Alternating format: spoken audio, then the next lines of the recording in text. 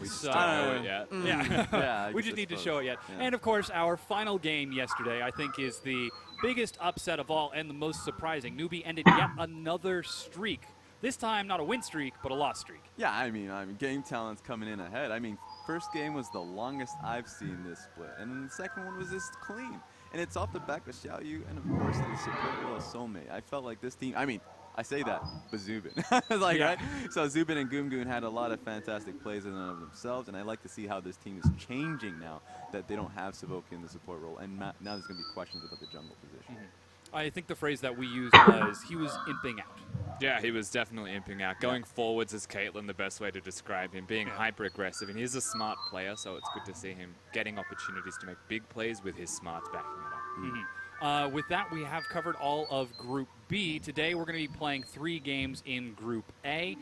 Getting into the matchups, it is Snake versus OMG. Afterwards, we're going to be seeing IMA take on IG. And finally, at the end of the day, RNG versus LGD. Yeah, that's going to be fun. I think looking back at this in a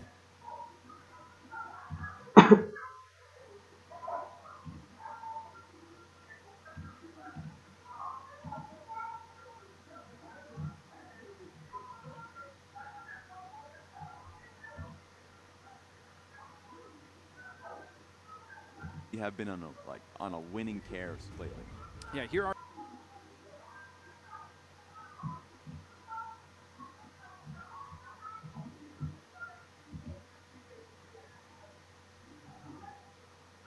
the current standings. Group B, you saw lockdown yesterday. EDG ended up in first with the other teams hot on their heels.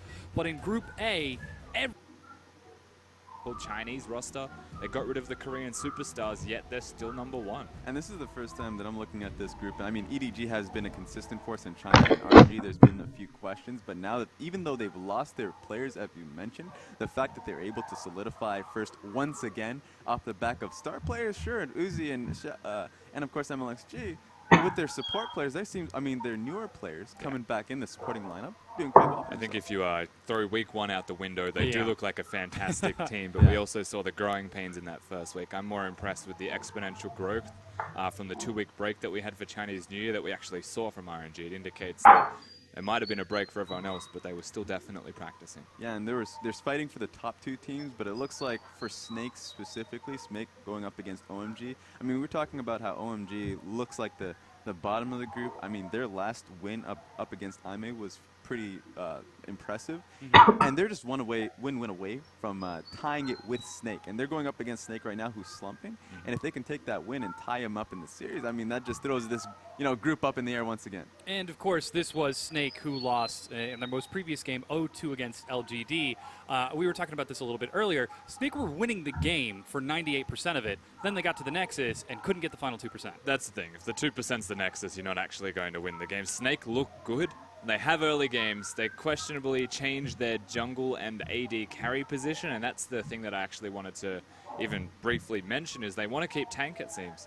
They don't want to put Zatai in, and they were willing to get rid of Sofm, their star jungler, to keep tank and to bring OQ in. It doesn't exactly work when OQ just completely loses control of his mental. But I can see what Snake's doing, and right now they're making a conscious decision that tank seems to be the be-all, end-all. And it makes sense, because tank, I mean, coming into the season, Zatai coming into the spot, you're like, well, has to be Zatai first and tank second. But he's been playing incredibly well, even with the wrenches they've been throwing into the team lately. Sofm here had a really, really questionable game, or at least set last time we saw him. Now they're bringing in ZZR, and there's been a few questions. He had a pretty good showing up until they lost, but that's just been the tail of the tape for Snake here. ZZR looked fine. Yeah. And, of course, our second match of the day is going to be IMA versus IG. And as you said, our expectations, just a week ago, or even perhaps 2 weeks ago, we were thinking that this would be it. Duke was looking great, really bringing IG up. IMA were undefeated in their first week. Now we're at the end of week 3, and things have changed. I mean, Duke's still looking great. Like, Rookie's still definitely looking great. I think Kid's the person that we have to highlight when we look at Invictus Gaming, because he can be so hit and miss, and it feels like he just needs to have winning laners to be successful. We'll definitely be getting to that match a little bit later as the day goes on. But first up, as you can see on your screen, it is going to be Snake taking on OMG in our first match of the day. And this is going to be intense. I feel like this is going to be the real check of, are these teams showing growth? Yeah, and I think that's a good point because OMG has. They have been showing growth in the sense that they put in World 6, and I mean, there were a lot of questions as to whether World 6 was going to be able to fit into the meta, and he has. He was able to play that Lee Sin, Joy-Choice Lee Sin, and do incredibly well on top of that. Yeah. And that team just looks like they have a lot more, newer focus, and they're able to hit points across the map that they haven't been able to do that before. And it can be as simple as one person coming in, such as World 6. So when we look at OMG, it's definitely something that we should continue to focus on and see if he continues to improve the team overall. It is kind of funny that he played Joy's champion and still does well. World 6 is renowned historically as just Gragas. Yeah, only Gragas. You see World 6 play, it's Gragas. And that is literally it. Well, we'll see if he can show us something new here as we run through the roster of Snake. It's Flandre, Sofm starting with Tank in the mid lane and Mint and Mo in the bottom. Yeah, so their bottom lane has seen a few changes, but Mint and Mo have just been, it feels like they're stock standard, and they've had a lot of faith in them. Their opponents, OMG, are going to be running Xiong, World 6, the Gragas man himself, Icon in the mid lane, along with SMLZ and 5. Yeah, so World 6 is going to continue to start for this team. We're not going to see Joy again. Of course, he's available if something goes wrong in game number 1, or if OMG make a conscious effort to want to substitute their junglers again. But I really like this iteration of OMG. I think they have a lot of potential still, and there's a very real chance for an upset here against Snake. Yeah, and both of these teams statistically have had the longest games in the league on an average, 40 minutes averaging. Oof. That's just, but here's the thing. Here's the Why new is wrench that, in it. Rez? I mean, that's a good point. But OMG, I wanted to talk about OMG because they've changed so drastically, so that might not even be the case. Meanwhile, Snake, they get those massive leads, and then they just don't know how to push it forward. They're just a longer-term team. I think it's an LPL thing. Like we're struggling to end games, but it's also because when teams are behind, they're not playing as aggressively as they used to. They just kind of sit back and say, well, if we just hide inside our base and protect inhibitors, we won't lose the game in 20 minutes. And we'll just try and go for a 40-60 late game team fight when we're behind. Yeah, Hey, you know what? LPL special. LGD have been doing quite well at that point. A lot of comeback wins. If those comeback wins come through, then you know what? Let's keep doing it. They will be playing later today. One of the big questions that we had for OMG was, if you've got World 6 replacing Shui, who's going to be taking the responsibility for this OMG team? Who's going to be taking the shot calling mantle on this? I mean, so 5 has been in the team for quite a while. Xiang's also an experienced member in the roster. SMLZ has been playing LPL League of Legends for an incredibly long amount of time as well. They've got enough experience in this roster that, funnily enough, I don't think shot calling's even a big deal.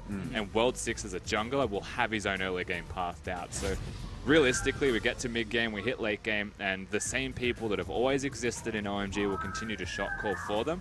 And I think the major difference is actually just that World 6 is controlling his own early game working with Icon. Exactly, and I think that newfound direction is what's going to take him. For instance, World 6 is recognized, hey, if he ganks towards the mid lane, or if he times the red buff, that's something that we don't see generally from Dredra. He looks towards impacting lane, specifically bottom lane he goes towards, and if it doesn't work out, then that's the problem. It just doesn't work out. And so it looks like we see more neutral camp control coming into World 6 and just more success with him working with Icon. What's cool to me, actually, is that when we watched MLXG play, he had a lot of buff focus more than gank focus. Marta was also the person in his ear for a very long time telling him what to do, when to do it, and how to do it. And so that influence has definitely held true throughout the rest of the split. MLXG with some independence now being more of a leader in the team, but still looking at those buffs, and it feels like the all-Chinese roster works better, even though MLXG is the only one talking now. Same thing applies with OMG. When we actually look at this, if it's buff focus opposed to gank focus, and it slows down the pace of OMG, they don't just unrelentlessly feed. There's a lot of positives behind that. Yeah, the classic fit a triangular peg into a square hole. Doesn't fit, keep shoving it in. Hopefully it fits eventually. That's pretty much Dredge. Yeah. Yeah, it really is. So I think that it's nice seeing that these new teams coming in. It's not even new teams, but newfound focus for these teams. Game Talent's coming with new jungler. We see a lot of a change in them, simply because how the jungler sees openings, look for it and attack it. And we're seeing that with World 6. Now, we've only seen that one set, and so consistency is the biggest key for us. And if they can do that tonight against Snake, if they can at least, I'm not even asking for a win. I'm not asking for a 2-0. I'm not asking for a 2-1. I want to see OMG saying we can actually consistently play around our jungler, and maybe World 6 can showcase something other than Lee Sin if he can actually play, let's say, Kha'Zix. It's not much. It's not a big change. Sure. But it's a change where he can actually say, I can play around the team, and it'll work just as fine. Yeah, that's something that we're really looking for a lot of the teams in Group A is, sure, they can take wins every once in a while, but can they do it consistently? And we're starting to see that a little bit more in Group B. So the hope is, can Group A keep up? Yeah, Group A has to try super hard to try and develop these other skills, or they can, and it's really hard to do actually, because when you're playing against your own group, you'll be practicing against Group B, or you'll be practicing against teams that you're not playing against, and then they throw the spanner in the works with more just mechanical plays. Like, where is this middle ground? Are they growing in macro? Or are we just watching two mechanical players confuse each other and go chaos theory? Like, the growth should still be there, and we are still seeing signs of growth as we move throughout the split, but we just have to see if it's the right direction. Yeah, and I remember there was an Uzi interview where he was asked who's the best team currently in the league, and he didn't mention a single team in his group. He didn't even say his own team. He just said WE, EDG, Chaogu. That was it for him. I mean, that's probably just a bit of humility, but overall, it showcases what the players think, even through scrim culture, that they do respect the other group quite a bit. A lot of, so we had conversations with Mithy during IWCA, and he basically said that EDG was the hardest team for him to play against, but that's also just because he gets bopped in laning phase. So when you ask AD carries generally who the best team is, it's who have they lost to in laning phase. They're very conceited opinions. A little bit of perspective. AD carries pull in a very specific type of mentality, but we have entered into picks and bans for game number 1 on your screen. You can see Zyro LeBlanc.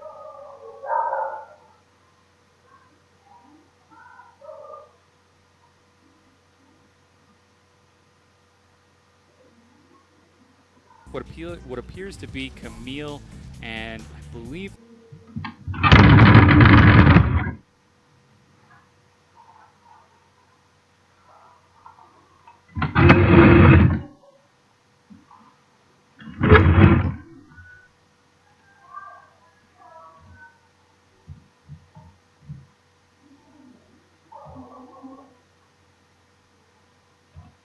giving the Varus over is still a dangerous thing. Remember, this is the last day.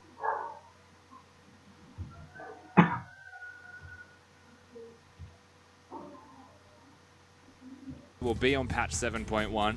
Varus isn't as strong as he future, but he is still a good pick. Yeah. Hopefully we'll get to see Mint show us some exciting plays. Seen too much pressure towards that support pool just yet outside of Zyra, so Malzahar is going to get through, and we've already seen when the Voidlings start swarming up on a very... Yeah, definitely, but there's also going to... Lulu is always in the back of everybody's mind. I know PYL has been playing it, so the LPL is somewhat familiar. Kind of Malzahar, though, if they're locked in, is funnily champions with mobility to be able to lock them down, because they'll jump around a lot. Looks like Elise is going to be the pickup for Sofm, and there is the LeBlanc, or excuse me, Misfortune, getting a bit ahead of myself.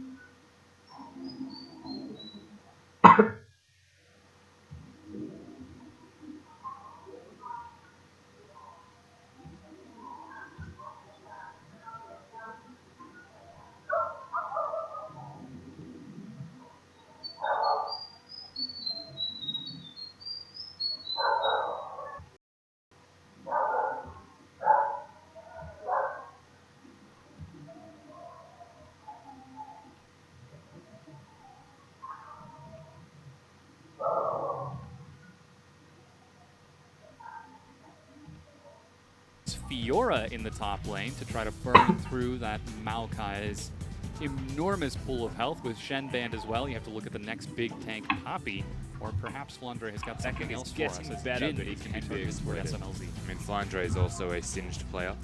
Yeah, there is a... What he decides to go for is the final ban is towards Icon in the mid lane with that Syndra. So it is mid and top lane still up for Snake, whereas it's mid and AD carry for OMG. Still a lot of pretty comfortable picks. We'll see how they decide to round it out.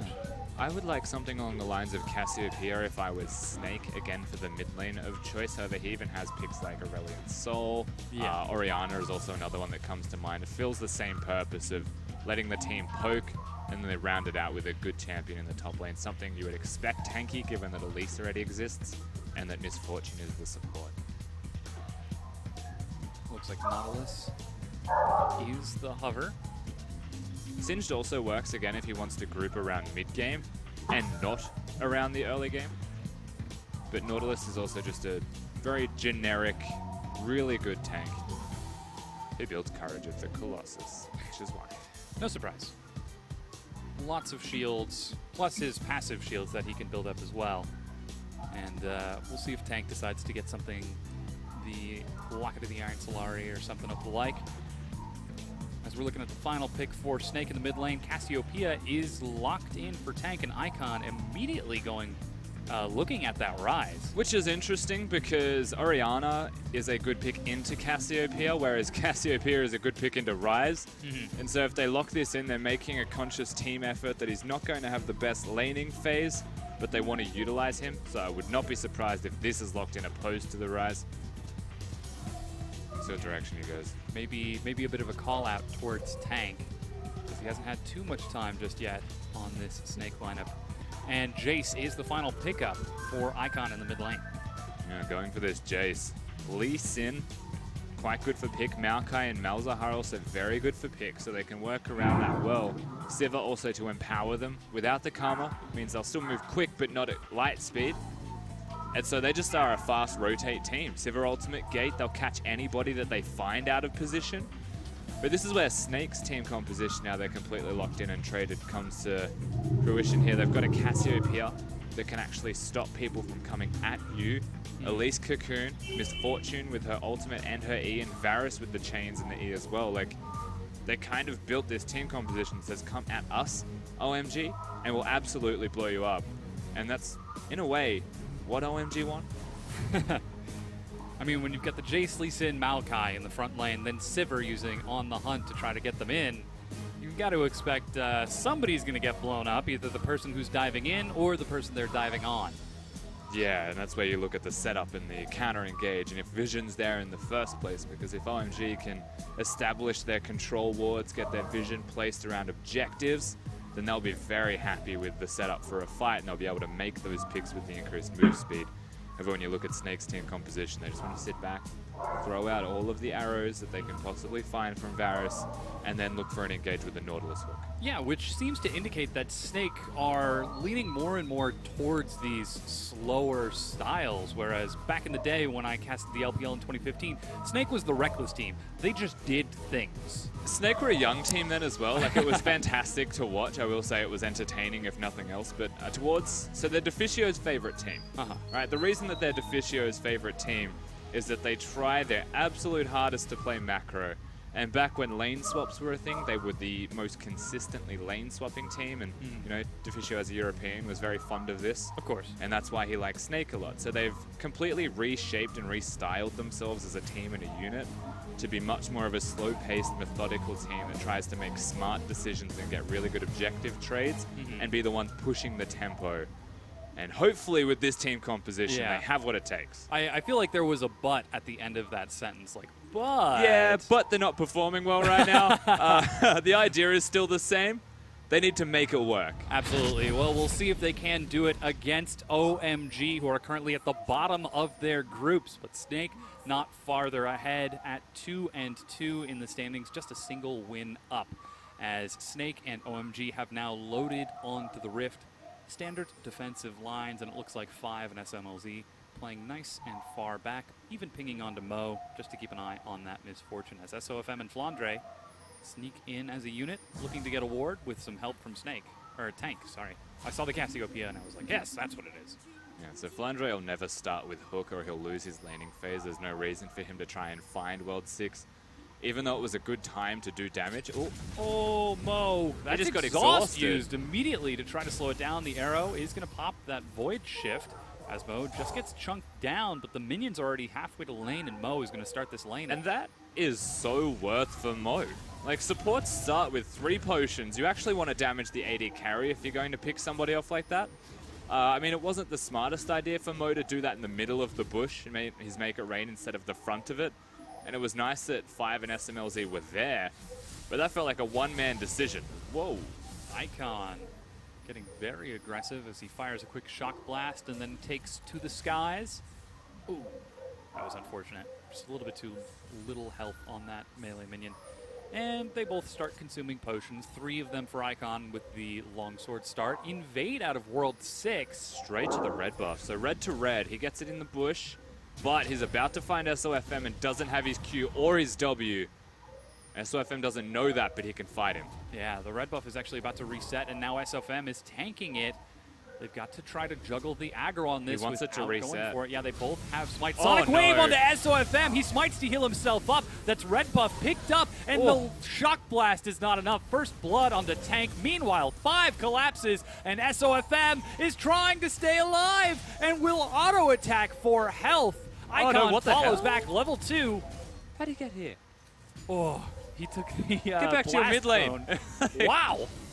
Icon, okay, that was unusual, Dom. I will say SOFM living is actually a result of Tank being there super quickly. The exhaust was the determining factor there. Now, World 6 went for his W after having the Q. He wants level 3 to be able to fight the Elise, but in that same vein, Elise won't have Cocoon if it's level 2. So you can win a 1v1. But this... Whoa! Hey there, Tank. He's got the red buff for slow, but flashing after missing his Noxious Blast. Yeah, he should have waited for the poison to hit, but he was making the all-in decision and trying to catch Icon off guard. Yeah. I remember that Jay still has exhaust, so if that flash and the Q had connected, he would have killed him before the exhaust could have come out and prevented damage. Yeah. Cute meanwhile, idea. Mo continuing to take harass under the turret as you said it, Snake. The Snake are playing a composition where you can't run at them. Well, what if they're running at you? It's certainly becoming interesting. I mean, it's working and it isn't all the same. Yeah. Tank is a very big deal at this point in the mid lane. He can go back for a tier at any stage he wants, but he'd rather use this red buff for all it's worth and the experience advantage for all it's worth, as SOFM is just genuinely wasting time. Yeah. Hoping for a very opportunistic kill to stack onto his Dark Seal, but Lee Sin's on the other side of the map. Icon going to play it safe and stay close to his support bottom lane and mid lane. But he will roam back towards mid. He knows Tank has no flash. There was just a ping out, even though Snake didn't see him, but they're still going to play it safe. They found him again. Yeah, this is actually really good awareness from SOFM and Tank combined. By putting this vision down, they recognize SOFM obviously on the top side doing the Krugs. Where would World 6 be? He's not where I've warded in his side of the jungle. There's nothing on the bottom side available besides my jungle. And so Tank, can you ward the Raptors? They find him. He's level 3. He is super behind, and he's only got a blue buff, so his kill threat and ganks is significantly lowered. Yeah, Speaking of, finally trying to force a fight down here, but Mo, such low health, is going to have to dodge the Sonic Wave. He gets out of range. That's the ward hop. Lands it and dives under the turret. Almost certainly going to go down. A 1-for-1 trade. World 6 is committed. Xiang's now here. Oh, man. Tank, he has the exhaust. Manages to land the Noxious Blast as they dash forward onto him. He still gets the kill as the red buff is wearing out. They get the hook. Tank walks past Xiang back under the turret, but will finally go down as Xiang trades his life. And OMG, this is a square peg. This is a square hole, and you are a triangular peg. I have no idea. Tank could have just kept running and got to safety, but he makes a decision that SOFM wants to help and get this kill. So again, you can see them talking constantly. And Xiang just walked down. And then Flandre just reacts with teleport anyway. There was no teleport available for Xiang, so really unfortunate that the top lane tempo then results in this being counter-ganked so effectively, but still really well done from Tank to be able to get the kill in what was effectively 1v2 until the cavalry actually arrived. This is really solid from Snake. And World 6, like that kill on the bottom side, we didn't really mention that. I think it's still worth it for the Lee Sin because he had nothing else to do. He still needs gold, and Misfortune gets the kill. Like, they're in a position where they can potentially just reset and let the buff end. Yeah, you can see the super early Sightstone out of Mo being used to get vision of that bottom side of the map to provide some safety for Tank and that bottom lane of Mint and Mo. And 7 minutes in, it's a 1,500 gold lead. Again, SOFM invades. He's got 2 stacks on that Dark Seal as he was able to get the kill onto Xiang. And now is with Flandre And Tank. and Tank invading the Raptor camp went red. here. Yeah. As it spawns, they're going to try to burn through and just put World 6 in the bin. And so this invade at level 2 from World 6, from red buff to red buff, he basically ran coast to coast to find him, ultimately results in SOFM getting his second spawn of the red buff because he's now behind. If the invade was successful from World 6, this game would be completely turned on its head. And as a result though, Snake are now pulling further and further ahead, and OMG have to start reaching for more options. Yeah, taking a look at the lanes, Tank full 12 CS ahead, plus 2 kills under his belt, which is a completed look at Elise. Seekers. Yeah. So this is going from red to red again in defense. So steals a red, defends his own red. World 6 is just stuck on vision level 5. Like, that man is on struggle street. Yeah, he is a walking ward. Hopefully he'll be able to make something happen, as SMLZ and 5 are actually the only advantage right now for Snake. A 20 CS lead, BF Sword versus Caulfield's Warhammer. And they're happy down in this bottom lane. Malzahar is usually the champion that you'll see with a Sivir. You don't often see Sivir with another champion. The reason that you'd have this is Sivir wants to control minion waves, and Malzahar can control champions. And so if there's pressure from a Melz, then you can push minions in, and then you get the 2-for-1 bonus there, where they're stuck under turret and at risk of dying. Zyra is one of the other options to do the exact same thing. And so far, so good for the bottom lane of OMG. Unfortunately, everywhere else is imploding. Yeah. Oh boy. SMLZ and 5 are like, team? Invade with no support? And for what it's worth, Xiang's holding his own in the top lane, but it's kind of just a tank off. The major conflicting difference was that he teleported earlier, and Flandre was able to just reactively teleport. So instead of forcing teleport to the top lane, he kind of rotated at a really inappropriate time to try and just take a red buff off tank. And this is all compounding from level 2 invade from World 6. Yeah, it looks like OMG are committed to the pressure bottom, however, as World 6 and Icon, spotted out by our ward, will make their way down to Tribush, but immediately Snake back off. Mint and Mo already know to play it safe as Tank is gifted over his blue buff. There's no chance of support, so instead they turn tail and make for the blue of their own. The World 6 can't even cure blue buff. That's where we're at. He missed that. These guys get blue for tank. They're about 10 seconds ahead. It's only a Cloud Drake, so they don't actually need to go and take it. It's nice for a Cassiopeia in particular to have a Cloud Drake, especially because you can't buy boots and your scaling move speed is nice. But the sooner you get the Cloud Drake, the sooner it compensates for your lack of move speed early. Yeah. But instead of going for that, it's kind of risky for an Elise. You can do Mountain Drakes. The Cloud Drake attacks so fast. Xiang somehow managed to sneak underneath SOFM here and get some great damage. Shock Blast is dodged by SOFM as he repels, but turns back around with the red buff. And just going to scare Xiang back away, as both 5 and World 6 were on their way to get involved with that. 5 is now level 6, and World 6 also has his ultimate as well. So Mo going to start walking in, looking to clear out some of this vision. This is the War Party. 5 is level 6. With a really annoying name for someone when you talk about his levels. This means that he is able to roam around the map, work with the Lee Sin and the pit composition that we were alluding towards in Champion Select. If they find somebody, that somebody dies, but they're really struggling to find that somebody. Yeah. Mo's even using an early control ward on top of the Krugs. SOFM knows this is warded. Yeah.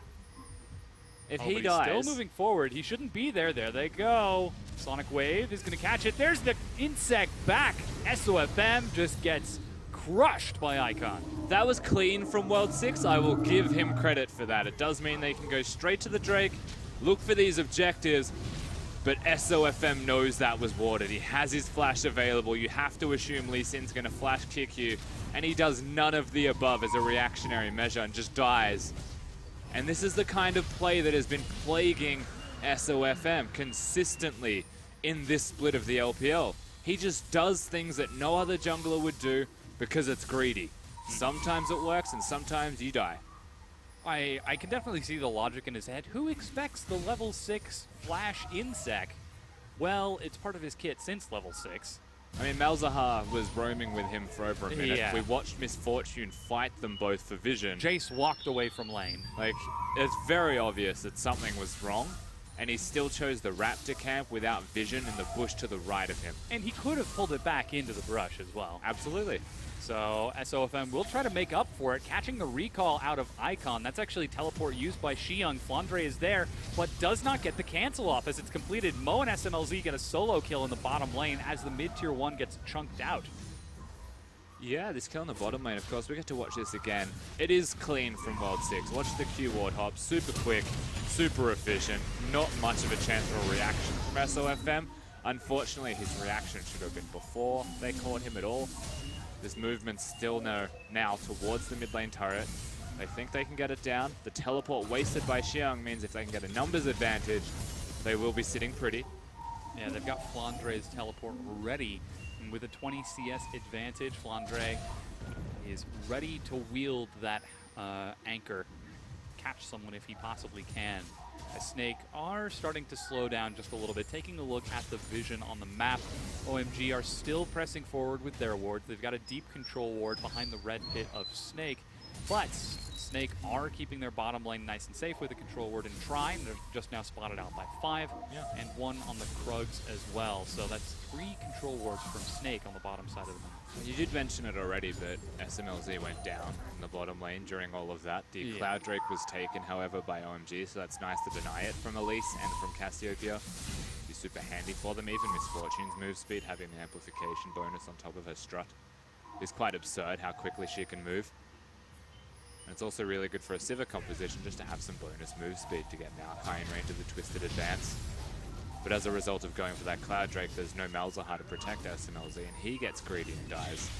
And that's what this is really becoming, capitalization of mistakes and making something out of something that shouldn't exist. Yeah, it seems like there is a lot of greed going on from both of these teams right now. Red buff is taken at the cost of the Raptor camp as World 6 will invade yet again, despite being bopped not once but twice in this effort.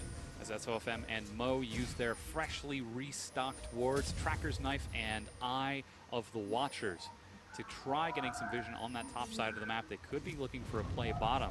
As you've said, they've got that teleport advantage. I have a personal gripe with what SOFM just did as well. Clears the explosive plant and then walks past where it would be. Is now looking mid. Ooh. Gets in there very quick. Level 2 Lucidity Boots gets the Cocoon. And they are going to try to force this first turret of the game. Even the back away from Mo. The minion wave is cleared. Oh, 23 health on that mid-tier 1 turret. And that's on Mo. There. Oh, yeah, red buff. There he goes. All right. We got it. It's all good, Snake. It's the first turret blood, so it is important enough that they can risk it like that. Funnily enough, SOFM comes in and ensures that he gets part of the gold. Just standard SOFM. He's going towards Cinderhulk for the record on his Elise. A very different build. Most of them go towards ability power because that's what's normal. I would expect that after the Cinderhulk, he still goes towards a Leandre's build and just goes burn Elise. Like a fire spider. The whole fire. Only in Australia as well. Sounds like an RPG boss. With that, however, blue buff is passed over to tank. SOFM not going to be so greedy as to take that away. But Icon without flash is going to have to start playing a little bit back, especially now that Flandre is sitting outside of vision. Recall from the bottom lane of Mint and Mo is going to complete the very early Essence Reaver out of Mint, so we're not going to be seeing the Youmuu's armor penetration build. Yeah, we're not seeing the lethality out of this particular Varus. Now, again, he's against a tanky Maokai. Might want to go towards some crit and some shred onto the squishy members with the crit, but also to be able to take apart the tanky members with his builders. They're going bottom here. And On the Hunt is cancelled. Xiyoung dives in to prevent Flandre from getting to that bottom lane. And he still wins the trade underneath the turret anyway, because tanks are... The end result of this is that a teleport is wasted. Xiyoung now has an advantage, and if SOFM looks for a fight when Mel's has an ultimate, there could well be a further teleport flank. You need to be careful, Mr. Spider. Yeah, 5 has got Flash Nether Grasp if he decides to catch someone. At least SOFM also has Flash Kick. Yeah. again. World 6 a full level ahead of Sofm despite getting shut down early. 12 jungle CS up right now. I think the major difference there is the choice from World 6 means that he can collect the Raptor camp super efficiently, just clearing the jungle constantly, gets one pick, and then all of the jungle has been unlocked for him all over again. There was a good pressure early, but really stealing red buffs away. Good movements from Tank to react to the red buffs in the first place, and Snake set themselves up in what was honestly a fantastic position early. They even got the first tower blood and they've got a gold lead. But you can still see OMG in this game. There's absolutely no way that they're out of it. This is now Sofm and Mo invading once again, trying to get vision into OMG's bottom side of the map. As for the next, Drake spawning just now, and they've already got some pressure on that turret, though they did lose their own. Tank continues to roam towards the top side, however. Yeah, it feels like Xion somehow just beating Flandre. It can change form, it's all good. He goes for this. They're attacking the teleport. Yeah, Tank is down to exhaust. They're going to try to burn down Xion. He flashes to escape the miasma as Tank starts landing the poison Noxious Blast and the Twin Bangs are going to burn through that Maokai's health. Now that he's out of mana, Tank drops the ultimate just to make sure he gets it. So that was good from Xiang. A sapling actually slowed down Tank. They've got us to them. No, they don't. Sofm has them. He does have a Cinderhole, but again, that move towards the top side of the map coinciding with the red buff spawn means that they're not actually looking for the Drake here, OMG, and they were looking for the buff. They get another turret, and they get a pick, and it resets top lane, where Flandre wasn't having a great time even though he had the CS lead. Now OMG are going to answer by taking down the dragon. Mounts are so good at tanking for SMLZ, who's just dishing out tons and tons of damage with his double DS sword build. Not finishing the Essence Reaver. I mean, like, I'm not against it. He's got an auto attack reset and the boomerang blade. Like, the biggest benefit of getting the Essence Reaver is actually when you have the Essence Reaver on Zeal. So you get the extra cooldown reduction, so you get extra mana return as well with crit the Zeal has. So it's more expensive. Whereas BO3 is 1300 gold for just more raw AD. Whether it's a misclick or not, it has merit for immediate damage amplification. Opposed to if you go towards the Essence Reaver completion. Because even after the Essence Reaver, you're spending 1300, which is the cost of a BF sword, to get attack speed clear. And it's RNG, so he's going for a while. Yeah. A full 35 CS ahead of Mint as Flandre heads back down the bottom lane to deal with Xion. The lane swap is initiated. And SMLZ is going to get an opportunity to get a few autos at least on that top tier 1 turret before Tank catches it, leaving Mint and Mo in the mid lane. So we have now entered into the mid game, the standard swaps of 80 carries. That's a full tank at least. Like everything about it, unless he changes that to a proto build. Like last time we saw Sofm play Elise, he went Runic Echo's proto build. And now he's going Cinderhulk, Spirit Visage, and cooldown reduction stack. Like he's going CDR Spider. So there is a trade right now happening out of Snake and OMG. Mint and Mo are going to take down that bottom tier 1 with some help from Flandre recalling. And Sofm is on his way down to this side of the map as well. Recall out of tank means that the top tier 2 is undefended and that double BF sword Sivir. They're getting a second turret. And OMG are trying to get it down. This should actually just go down. They've got enough damage. They can place Voidlings if it helps as well. And Snake's response is trying to kill Xion with a support and a jungler. Oh, Flash nether grasp, but it doesn't look like World 6 was ready to follow. Flandre is there, but they managed to get another insta kick onto Tank. World 6 is on fire as Flandre flashes and hooks himself to safety. World 6 is just a little hypey today. And OMG at 2,000 gold down, but it feels like they're winning. Everything they're doing right now is fantastic. World 6, these Sin kicks are on point. He waits until Tank uses the ultimate, sees that's an easy go, gets a flash kick, high reward gain from them, 2 turrets in the top lane, and this is all on the back of Snake just not really thinking ahead. That's not standard Snake. Yeah, definitely having some trouble responding to that play, as Flandre and Tank overcommit and get punished for it. And as you said, Snake is still technically in the lead by 2,000 gold, but it's OMG who seem to be getting the better of these trades when the action is happening, but during the downtime, it's Snake eking out the advantages. Yeah, absolutely. So they've already 2 items, Spike Point as well from Mint. He should be able to do a lot of on-hit damage. But look at the team that he's fighting against, and how is he going to do on hit? When it's a Maokai, a Lee Sin that can always threaten a kick, and a Malzahar. You get an auto attack range of a Jace, usually getting shock blasted in the face, and Civic can match your auto attack trait. So it really is curious that he's gone this direction with his undergo instead of lethality in the first place. I can understand that they have a very, I'm going to say standard team composition. And with Sofm going cooldown reduction tank, they just want to make constant picks. And so Essence Reaver's cooldown reduction Varus in a similar vein. They're just going to throw out spells constantly until one hits. They hopefully will be able to land some of these skill shots.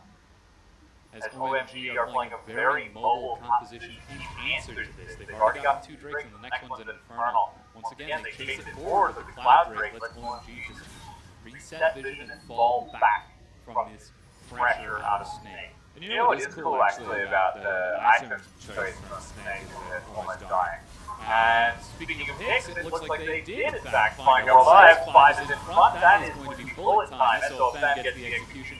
And Snake is going to try to force down this turret, the wave clear, and the ricochet is enough to get the kill. Flandre now taking the turret, finishes it off, but now it's taking OMG, gets the hook onto a minion, and that is going to be the flash, as you said. As the icon, Xion teleporting in from behind, Minh goes down as Flandre tries to stall the rest of the team. As no way, Flandre, as Snake will drop as well, tank is now dead. And OMG win the fight. And Xion used his twisted advance to actually dodge the Cassiopeia ultimate, so they get a kill as well, straight onto the Baron buff. And OMG with a massive power play relying now on not having it stolen by the one remaining member. They know he's there. He's right on top of the control ward. He's got the repel ready, and a World 6 with the execution hops back over the wall with a safeguard, and OMG gets the unofficial ace and secure the Baron.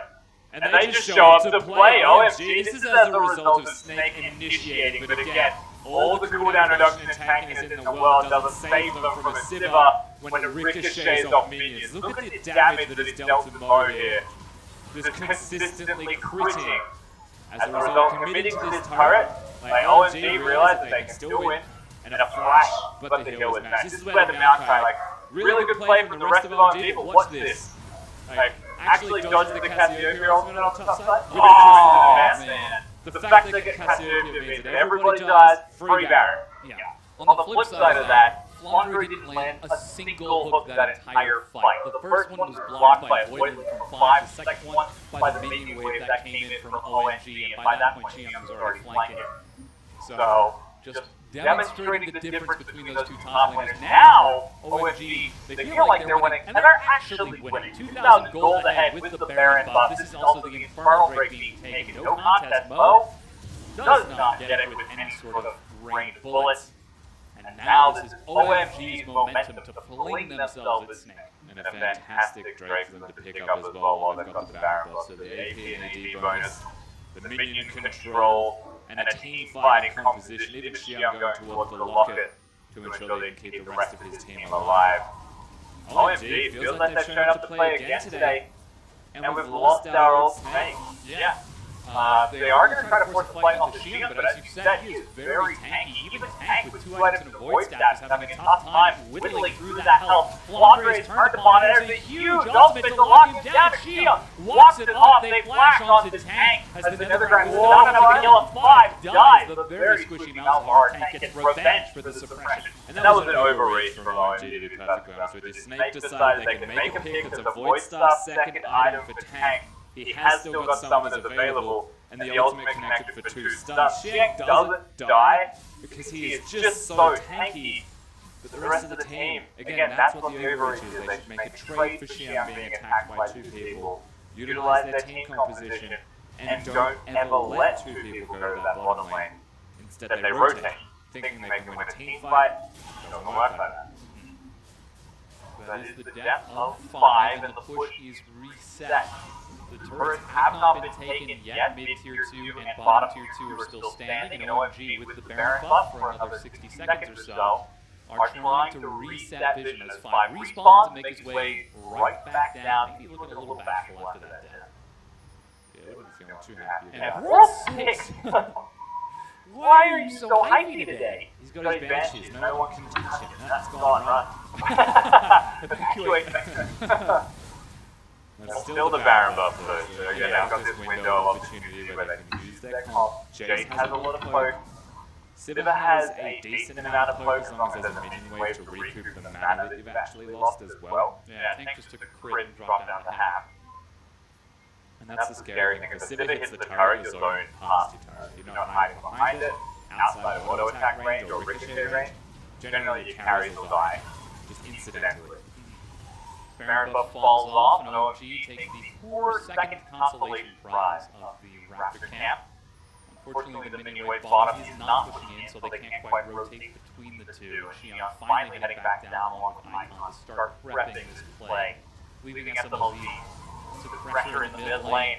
Snake looked rather good during the early game, but OMG are able to turn Snake on their head. They're the ones sitting up the pressure now. Icon, oh man! Just casually sidestep past Flandre. Death Guard just knock Icon up. They turn on Xion, roll 6, walks it off. Xion very tanky, hasn't used the locket just yet, as they prep yet another minion. And Flandre is still full health. They got kicked away by World 6 to interrupt the Misfortune ultimate. Sofm didn't even have a part in that fight, and they were caught recalling Snake. Like, the rotation down the bottom was okay. The Flandre just doesn't take damage. Xion does.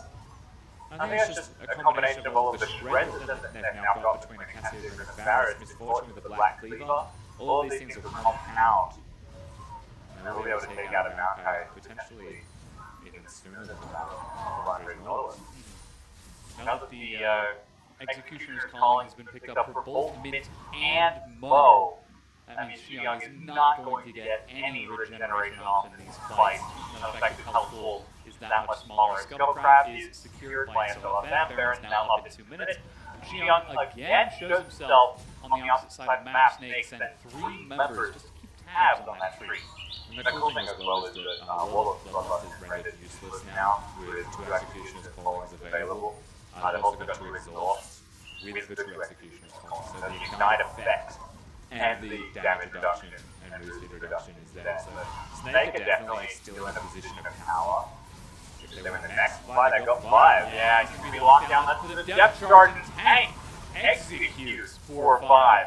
They want to mess up SMLZ, but Flandre doesn't have flash. So he's able to run away. No Baron for a minute and 20, so it's just mid lane. They're just going to run it down mid lane and see if they can generate more picks that might result in a Baron, or it could push into the inhibitor as the minions are now being corralled towards the turret. Yeah, Flandre sets up some flanking vision just in case. It's 15 seconds before 5 is back up. Ocean Drake is in a minute, and Baron is 10 seconds sooner. And instead, they just prep some vision on that top side of the map to make sure there isn't a chance that OMG could sneak in. There's a lot of vision. They've put forward controllers, they're going to recall and get more of them, so it doesn't even matter if those get killed, it slows down OMG getting vision. Kill that, there we go. Yeah. As like, look at the minimap, all of the blue was belonging to Snake.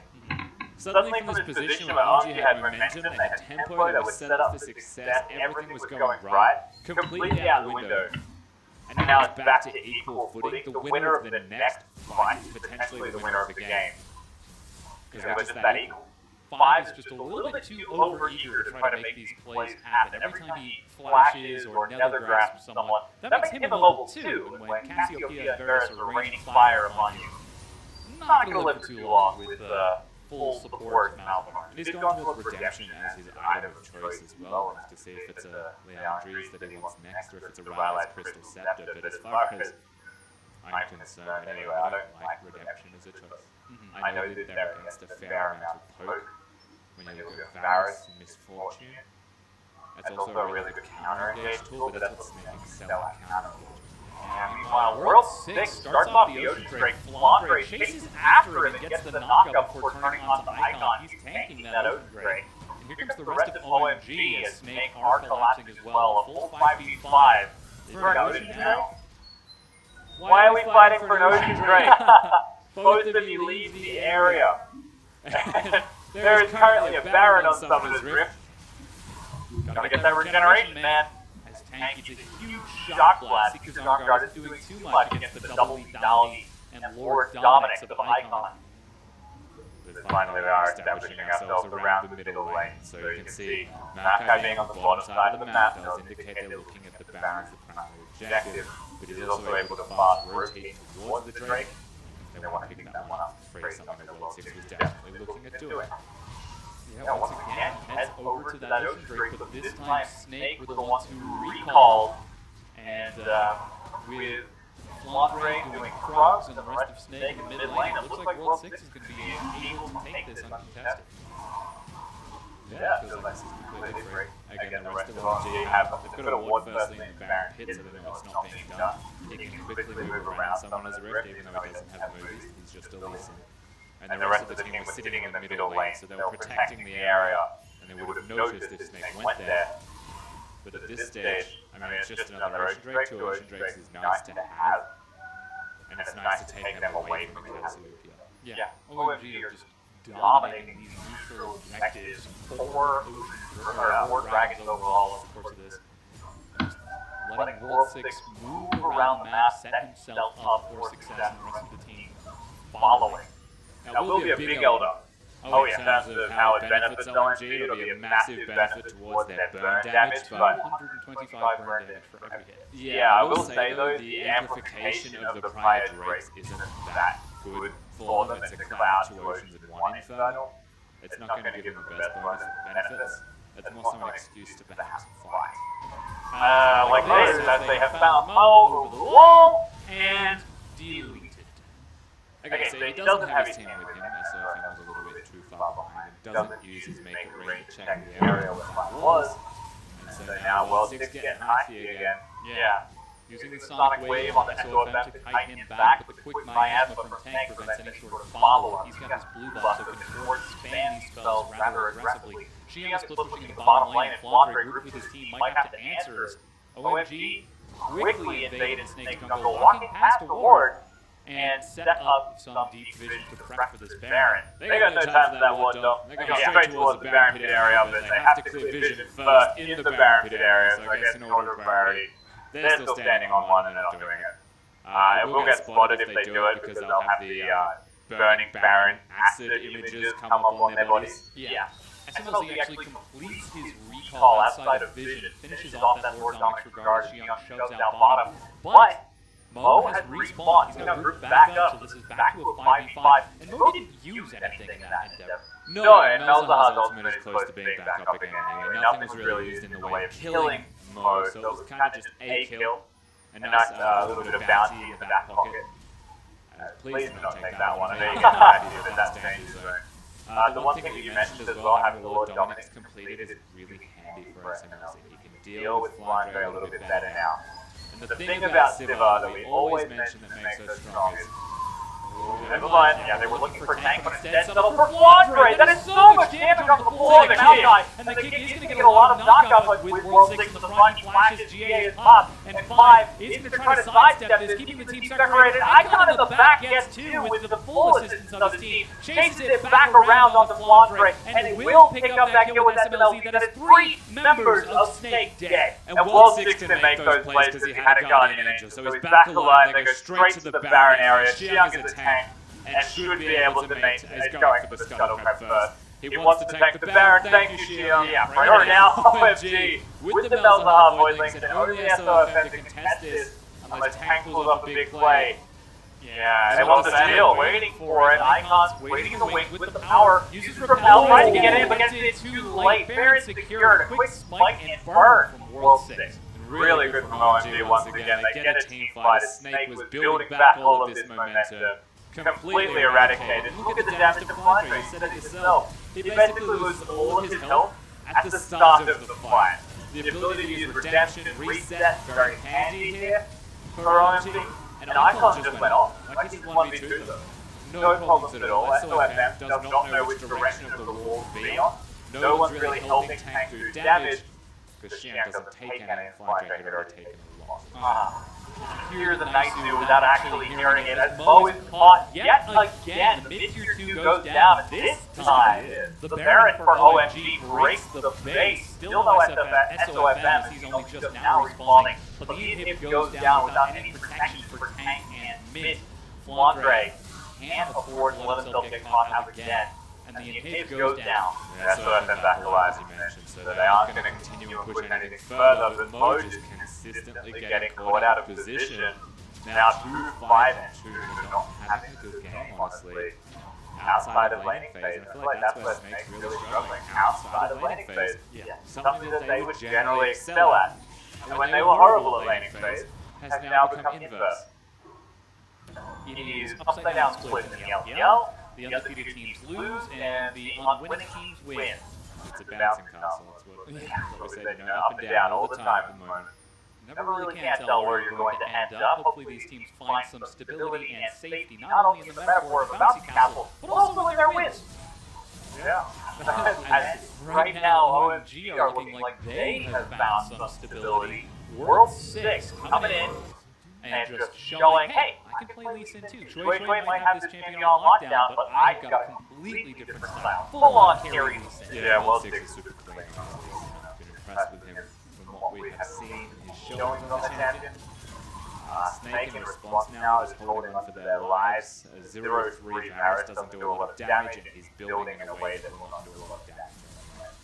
I don't want to go too deep into it. I'm actually just quite annoyed that he went this build. I already highlighted why earlier, so go back and watch it. Seeing the super tanky Xion World 6 finishing off his Deadmans and Banshees and Guardian Angel is going to be a very tanky Lee Sin, whereas Icon 5 and SLZ are doing quite a bit of damage out of OMG. They turn now onto the Elder Drake, have it all set up. Here comes Snake.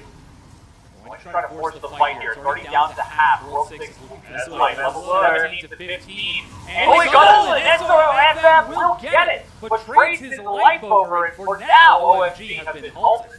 And that's really big. 4 Drakes about to be amplified with burn damage. Saving the game, honestly, from SOFM. Unfortunately, you have to lose your life by saving the game. And that was risky. They took a 50-50 OMG because they're confident in their gold lead. And they still get the kill, so they will push, they will accelerate this game, look for a second inhibitor. See if they can make it work against the Elder Dragon, though, even in a 4v5, it's dangerous. They still have got the momentum of 4 dragons underneath them, And that Baron buff for another few seconds. The minions are about to fade off as they burn onto the turret. Redemption to top themselves off, as World 6 is going to be the only one who doesn't get any of that health. They force through this inhib. And Flandre looking for it. Somebody needs to attack one. That's World 6 knocked up, and 5 is going to be caught too. Xion in the front has got a Guardian Angel. They're trying to burn through with the true damage. And there's the kick disengage out of World 6. OMG cannot get the inhib and decide to back away. And Minh didn't auto-attack once. He's got an Elder Dragon buff. He's not auto-attacking. He's got an auto-attack build. And he's just throwing spells out. Fortunately, I will say to Snake, as you can see on the screen, the inhibitor is standing. So they get to find another day. The Elder Dragon steals from Sofm and does save the second inhibitor from going down, and potentially the entire game on the back end of that. It's good to see another big play from a big player. Yes. World 6 keeping his tank alive. 5-2 and 9, 14 out of 17 kill participation. Looks like 6-1 and 10 out of Icon. He's been involved in every single kill except for 1. So definitely coming out huge for his team, and OMG, despite a bit of a rocky start, it seems like they were overzealous to get to this very aggressive style. And I think it was just the early blunder. The level 2 play from World 6 didn't need to happen, and it could have went either way if Icon had lane pressure. But to get lane pressure against the Cassiopeia is quite challenging regardless of what champion you're playing. And so because of that, they were put behind, and you'd expect Snake with that advantage to be able to make the plays necessary to get the rest of the game. They don't. And OMG bring it back. It really seemed like it turned around in that mid-tier 2 fight where Snake overextended just a little bit. Flandre wasn't able to land a single hook.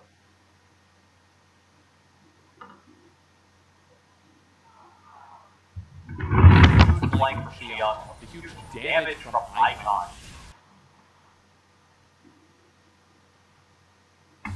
Got the back end with despite those difficulties that they struggled with. Now you see the teams are fighting over vision over that Baron pit as it's up in 90 seconds. Snake were looking for a bit of a cheeky play, but OMG do not fall for it. And at this stage, if you're watching Snake playing as a Snake fan, you're just hoping the tank goes gone. I don't actually expect Min to auto-attack anything from now on. I have dropped my expectations of the player in this game. We will reset those expectations in Game 2. You have tempered them, but for right now, he is relegated to just death and sitting beyond them. That is an aggressive statement. Well, I mean, what is he going to do? He's against the Maokai. Fire arrows. Yeah, but they tickle. I'm talking about impactful things, though. You watch him throw these arrows if he does, and how much they do. Oh, man. Ready? And that was a miss. That is nailed it. Depth charge, knocking up 5 and Icon on the hunt to use the best MLZ to finish off that inhibitor. OMG aren't even waiting for the Baron. Sofm. That was about as half-hearted as I've ever seen. Blobray tries to force a fight, and OMG collapsed over the wall to demolish him. Turning now onto the second inhibitor. His go, they started, and that's Minh flashing back. He's got the chain of corruption, but the GA is hot. Once again, Icon gets the kill on the fountain, knocks Tank back. Zonia's trying to buy some time, but there is not enough. Sonic Wave is not going to be followed up, and Minh, you called it. Look at him. He's having a great time. Oh man, the big dunk for Icon. The front flip slam is going to net that 4th kill, and Sofm has to immediately stop this. It's not going to do anything. OMG knocked down the Nexus turret and bring down the Nexus itself, taking game number 1 against Snake. And it was a pretty clean finish there from OMG. They just walk into the base, waltz in there, and take the inhibitors through brute force. They killed the tank of Flandre, and it felt almost too easy for OMG once they got an advantage. The unfortunate thing is it took them a little while to get that advantage. But once they got it, they did not slow down. Yeah, they certainly did a very, very concerned face up Snake right there. But joining us back on the desk is going to be Raz. Welcome back. Hey. I mean, that was quite the game, right? I mean, I remember we had a discussion about Snake's problems, right? Strong laning phase, get into the mid game, and then it starts going downhill. And if you just look at that gold grab, it really does hit it on the mark. 17 minutes was the moment it started to go downhill, because at 20, proper trade, like, remember that tower trade? Makes no sense to me. Where Snake were doing such a fantastic job, I mean, they took that mid lane tower, obviously the level 1 didn't go, or at least the level 2 for World 6 didn't work out for him. And just look at that. 5.1k damage from that solo fan. I don't want to consistently harp on and highlight this player, but if he's going to be a star player of a team, he needs to do more than just get a kill at level 2. Like, they had to use that advantage and try and make something else happen. I mean, technically, here's the sad point, is that they were making the right points, making the right movements from like 10 minutes in, where they were really challenging Lee Sin. World 6 was far behind. They decided to pull in the full top lineup to just go into his red side jungle, and they demolished him. In fact, Tank even went up top side, secured tower, and demolished the Maokai. So that was all great. Challenge them when you were far ahead. You don't want to take trades, but suddenly the tower trades were happening with OMG, and it went downhill because they were just, felt like they didn't.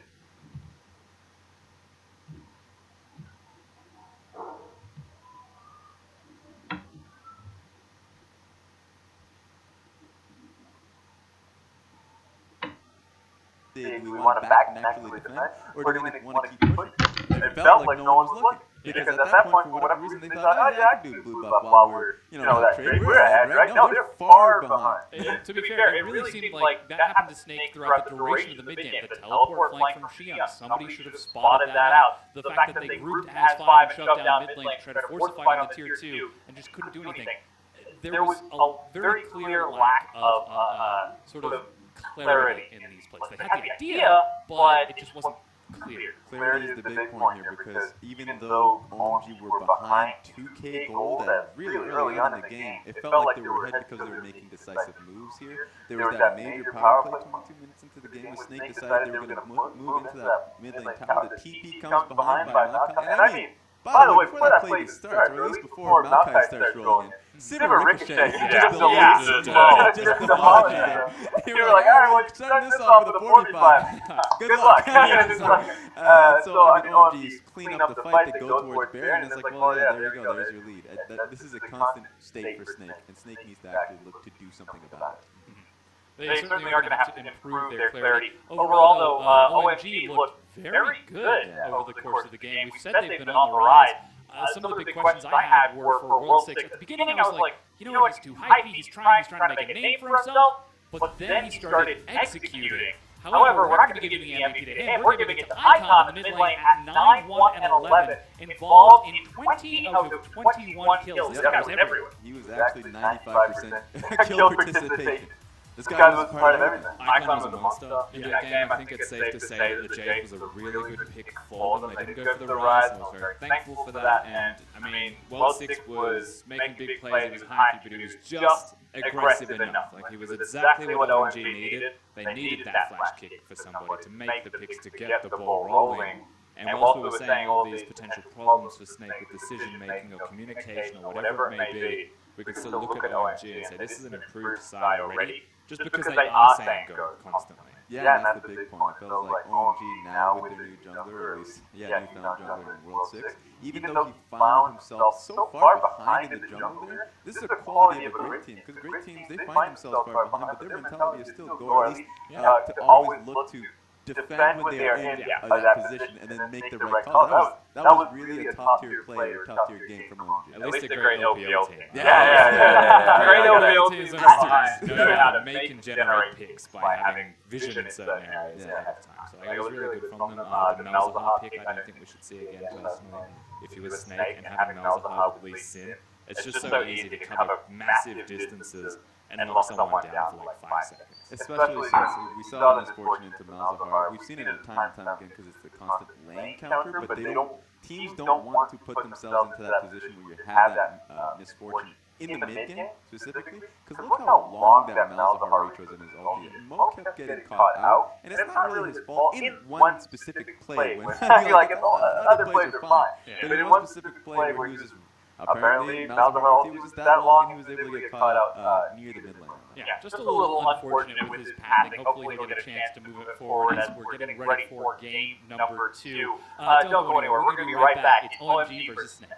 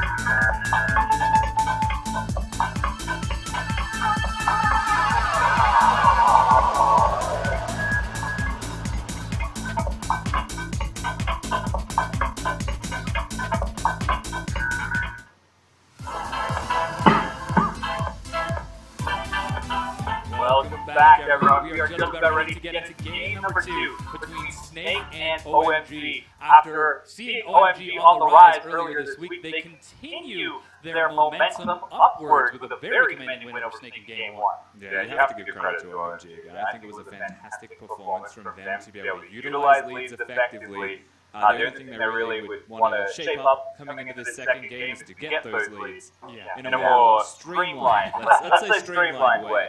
I like the Gertha in World 6 when he went for that 2v, or level 2 1v1, right? I just, if he's doing that, call in everybody early. Let's go for that early 3v3, 4v4. I just want to see it. I just want to see it happen. Even Icon was in on that, like flashing forward to try to get the auto attack, taking the blast cone into Krugs to try chasing the final auto hit on Sofm. Here's the thing about that. LPL logic, you came in too late. You gotta get in there early.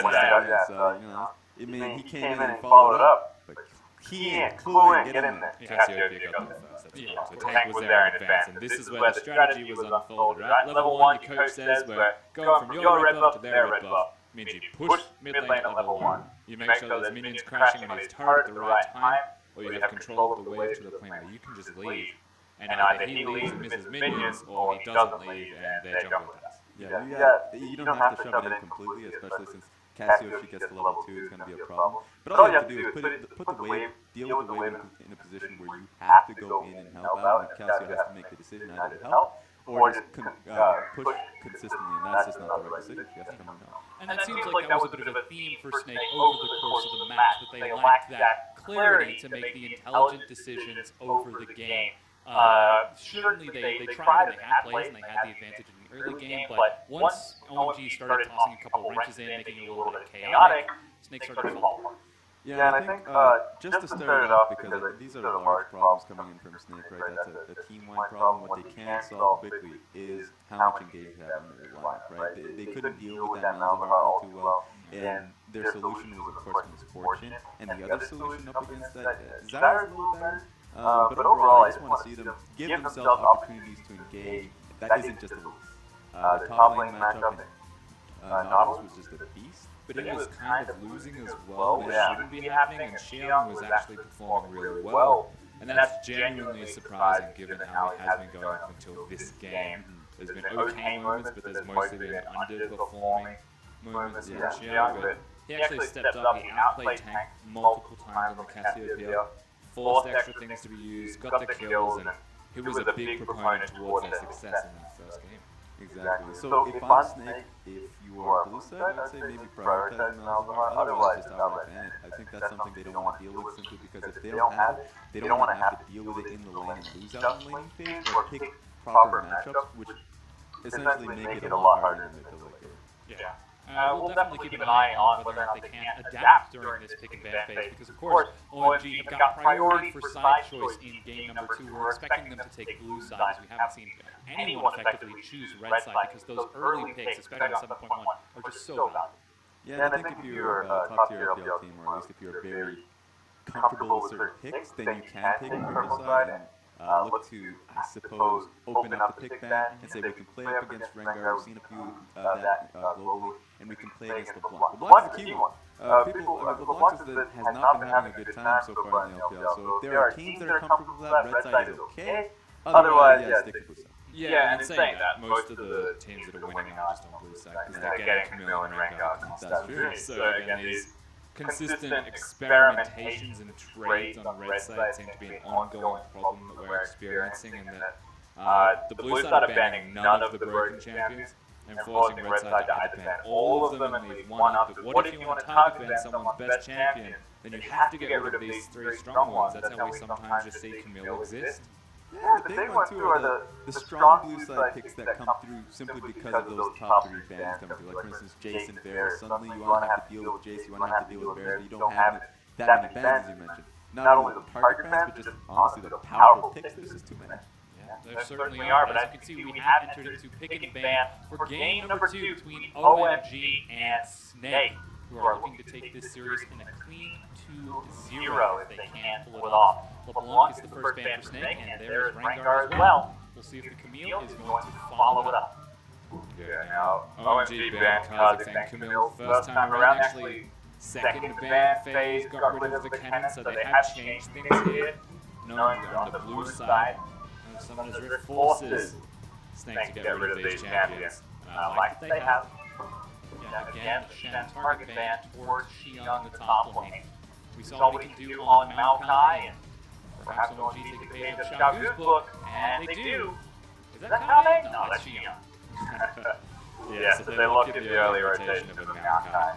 Xiang in game number 1 looked fantastic on the pick, but you have to remember that this is the direction Snake will go. It was banned in game 1. Yeah, it's Fiora from Flandre to answer this. And Varus is going to go through once again for Snake. So, already, Snake showing us something a little bit different in their draft. And Varus is still a perfectly fine pick. It just, with the Fiora being locked in, changes how Snake will execute their strategies. If Tank goes to the top side of the map and gets Flandre snowballing again, the difference will be that he keeps it in top lane and pushes Maokai further behind, perhaps prevents any kind of teleport plays. Raz mentioned already Malzahar is meant to be a big priority. I am surprised that it gets second rotation on blue side, opposed to being taken away by Snake. They didn't need to go for Fiora first pick. They could have picked it now instead of a misfortune, but it seems that it's content actually having anything to Malzahar.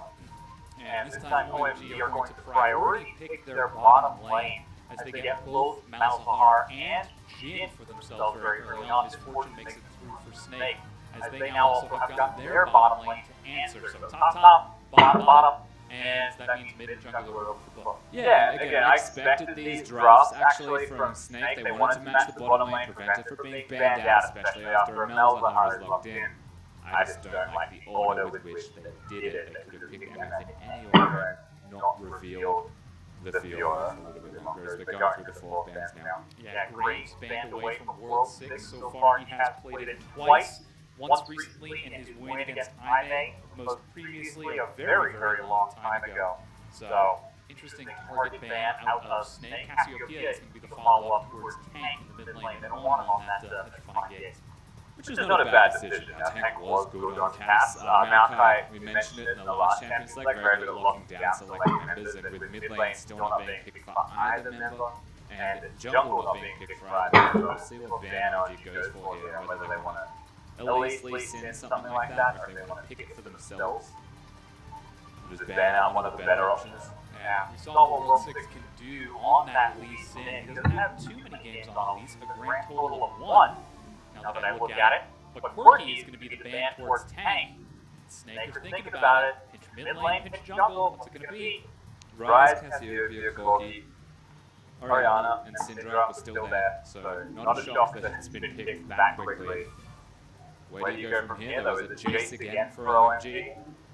It'd make sense into the Syndra. You can get Hex Drinker, you can survive the burst, and not a lot of champions build Hex Drinker and go mid lane. So unless you're going something like Galio, I'm expecting this. Yeah, Lee Sin is picked up once again. Despite the fact that they've got Jin, OMG looking at a very similar composition. 3 of the same picks, slightly less mobile AD carry, as Echo is the hover from Icon. It's a good hover. I can see it working. Katarina Fizz, the other options we've seen as they do look in the Echo. Echo is not a champion that outright wins lane against the Syndra, but you can use your ultimate to stop hers. You can get back to lane with your ultimate if you've already been poked out and you're in kill range, and you've got teleport as well. So it survives quite well, and does have a lot of assassination as the games progress. Can 1-3-1 and kind of push Snake into an awkward position even though they have a strong 1-4. I do like the pick. In answer, it is Rek'Sai picked up by Sofm, much more mobile, much more capable of tracking World 6 around the map, preventing him from getting those sort of early movements that he was so aggressive with in game number 1. And with that, we have our final compositions set up for OMG versus Snake. And the big thing as well, while we mentioned that Jace is a good pick, is that it doesn't actually have mobility. And a lot of the champions that are picked into Syndra have the availability of dashing around and dodging the stun combo that comes out of Syndra. Corki uses Valkyrie and then trades at the same time as the stun. So this pick with Echo does have a lot of potential. I'm just a little bit sad that we're not seeing Icon on his stellar Jace performance. Yeah. This time, perhaps looking for a few more outplays instead of team place damage. We saw how effective he was flanking single-handedly in that fight in the mid lane tier 1. So perhaps he can do it once again as these teams are getting ready. Snake having some difficulty outside of the early game. They've got a slightly easier transitioning team towards the mid game this time around. Can they show growth? Snake hit one item breakpoints quite successfully for their team composition. Rek'Sai will just be a tank. They've got a Varus, Misfortune, Syndra, fantastic disengage and wave clear. I feel like an Ivern would have actually been a better pick for Snake in the jungle. So it's a shame that Sofm wouldn't play a champion like that because it's not a Thunderlord Rek'Sai, is it? Whereas he'll always go Thunderlord Rek'Sai for some reason and just do damage. Just the kind of player that he is. Whereas when we look at OMG's team composition, it still rings true and similar to what we saw of them last time. In a way, the Maokai and Echo can diffuse a lot of areas. They've got decent objective control. Jhin, long range pick and lockdown with the Echo stuns. Malzahar as well. And Mal's Jhin is a nasty lane. You get me one of them hit. Yeah, one thing, and then there's immediate follow-up from the other. Sort of like the classic Ash Misfortune. Make it rain, get the slow for easier arrow fall. In saying that, the hardest lane that I have seen to lane against is actually Misfortune Varus. Yeah, so in terms of lane strength for both of these bottom lanes, super dangerous, a lot of kill threat, but one is more consistently dangerous, and that's Misfortune and Varus. We'll have to see if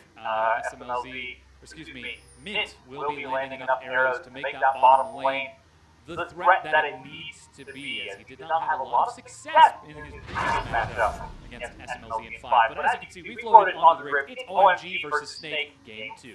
I think it's safe to say he found no success in game number 1, but it's a really good opportunity for him in this particular game to show up and express his ability to play AD carry. Of course, new to the league, definitely still has a lot to prove. Nobody being aggressive one more time. Standard LPL just want to maybe get a ward down. The big thing that all supports and bottom lanes are doing is getting control of these brushes, as Zyras exist. And Mo shows this propensity to do exactly this. He'll always sit in the bush throws, make it rain in the second one eventually. Try and spot them out so they don't get cheesed. He did exactly the same thing in the previous game, which ended up forcing the exhaust out of OMG to try to harass him with 5's Malzahar. There he goes, makes it rain, knows that nobody's in there now. And now they're walking in, so they've got their timings down.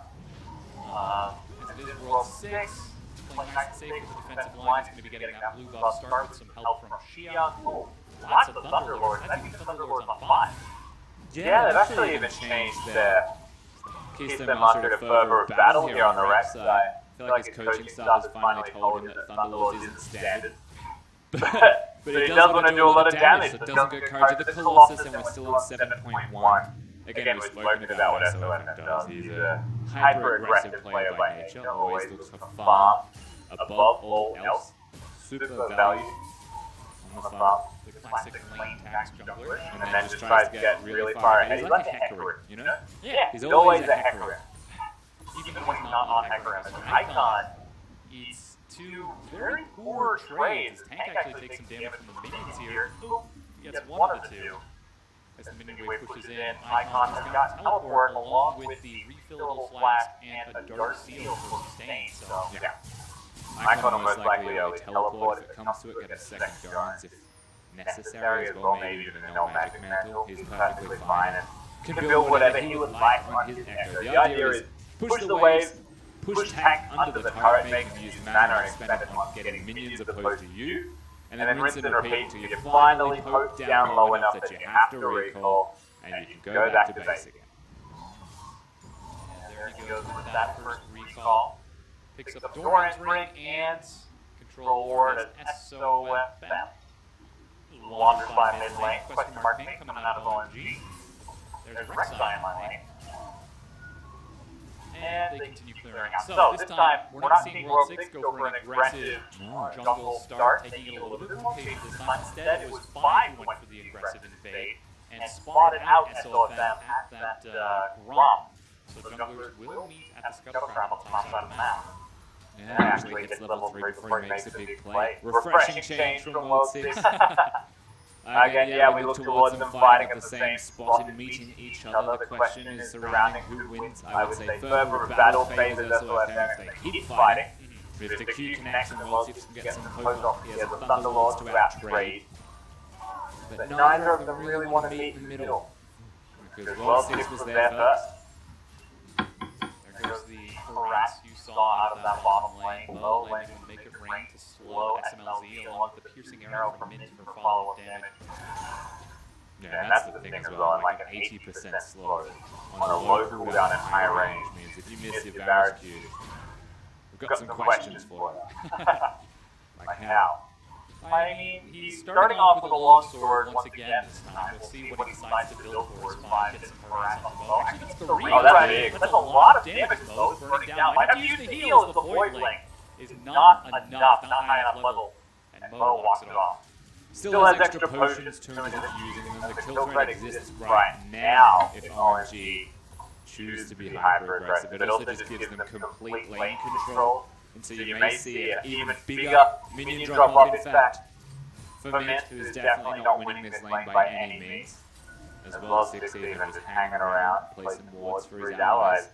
This is the start of a really poor laning phase for Snake, something that they've been excelling. Find Sofm here. 5 follows up the flash, the tunnel. Ooh, Deadly Flourish is not going to catch Sofm as he makes it over the wall to safety, but they will find him throwing out a ward and burn his flash. Yeah, you see what happens when the bottom lane's winning from OMG. They can rotate up. Jin and Malzahar have a lot of lockdown and pick. And the one thing that we did see from OMG was catching Sofm out of position time and again and giving themselves big advantages through those picks. Starting to watch as the laning phase goes well for OMG, they move around into the early. Meanwhile, the top lane still on an island. Flandre and Xion both using their teleport. Early Tiamat starts 5 minutes to harass Mo. Yet again, that's the heal now being used as the Voidlings continue to chase. Mo's gonna keep walking! Oh boy. Alright, Go back to base this time, Mo. Use 2 potions instead of recalling. What can you really say to Malzahar? Found him and warmed up. The Jin W has to get blocked by his own teammate, otherwise he was definitely dead. Gets the refresh on the Malefic Visions for continued damage. That hurts. Lycon finds Tank. Gets a quick Z-break trigger onto Tank for some damage, and then just runs it off. So the really good window of opportunity to actually gank the Echo is when he does make aggressive moves like that, because there's no go back and try again. You can't rewind time. Rewinding actually just puts you close to their turrets. So if you're Sofm and you're watching this trade in the middle lane, you let the trade start, and once the E is used by him and he's committed, Syndra can stun him, you can go in, and there is no way out. Lycon well aware of that, likely going to be trying to play around it. World 6 is going to give his blue buff over on top of the ward. There is some good deep vision out of Flandre and Sofm right now that sees just about everything World 6 is doing on that top side of the map. However, he's not doing it. No. I mean, realistically, they're just farming, having a great time on Summoner's Rift, getting towards those item spikes, which they will be very happy to get towards. Icon doing well in lane is always a blessing. World 6 wants that level 6. So that's why it's now should really say every time. But he's not far away from it. Icon, when he goes back to base one more time, will have enough money to potentially even just instantly clear the back wave of minions. And he can go towards the Proto-Bell build. And once he gets that, he destroys everybody on Summoner's Rift. Oh, that's level 6 from SMLZ. Mintz is going to have to be careful here. They're standing still to make sure Mo takes up all 4 bullets. And the harass from SMLZ and 5 continue despite the expected pressure of Mint and Mo. And that's the thing, like, World 6 doesn't need to make plays until he's hitting that ultimate point, because the rest of his lanes are doing perfectly fine. He was going to take that blue buff, wasn't he? Really was. He was. And then there was a single question mark from Tank. And now you can start the red buff, the blue buff again. So we can start from scratch. But Visions hasn't. Oh, no, it's not hitting. There you go. The red buff burns it to 1 health. Oh boy. Yeah, red buff only burns down to 1 health now. Red buff deliberately. Yeah. All burns. No, red buff steals blues. Yeah, for sure. We've seen at least 6 blue steals. Oh yeah, you're right. I'm thinking of the Cinder. Yeah. On the Cinder Hall. World 6 hops over the wall. Sofm now seems to have transferred his vision towards this bottom side of the map. As Sofm gets a nice 30 gold knockup out of Icon. Back right on up. Resets the flank. I was just getting to the prank. Yeah, he does reset, but his ultimate's now used. And so He has teleport. It's not about lane pressure, it's the tank can kill him now. And so watch now with a bit more aggression how Tank can assert himself in this lane, just throw spells around recklessly.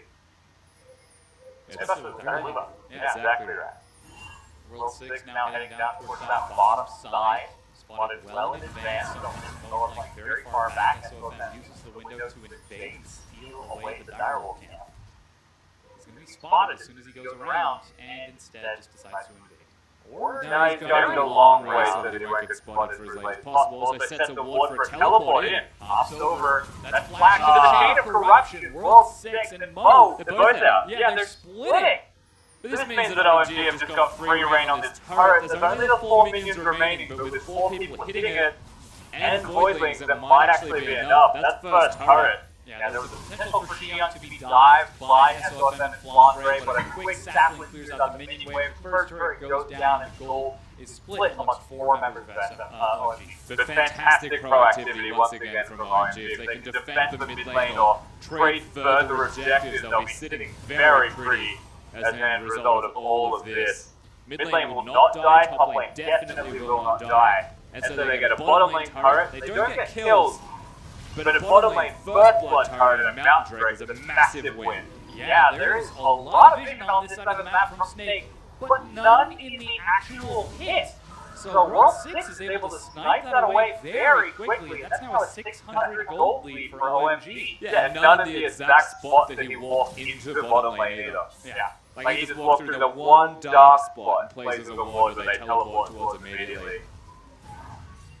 Not good for Snake. Yeah, a bit unfortunate in that they had that gap in their vision, but that means that OMG have got the momentum once again as SMLZ harassing Sofm as he did go for the team at first, still relatively squishy on the right side. That's what you do as a jungle. You look for the gaps in the vision.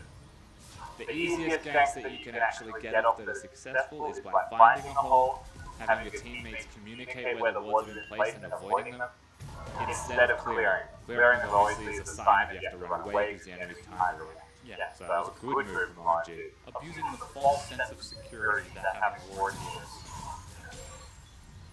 As Icon catches the minion wave shoved in the bottom lane by Tank, its AD carries now both in that mid lane with Sofm and Tank grouped up. So the 1-3-1 is really good from OMG, but the problem here is the 4-man of Snake can absolutely destroy OMG. SMLZ doesn't have the best wave clear when he's playing Jin, so if they do pressure him, they will die. So 5 has to actually contribute to wave clearing scenarios like this. It's not sustainable this early in the game, you would imagine. If you're OMG, however, Icon with item spikes can kill people if he finds them in his item.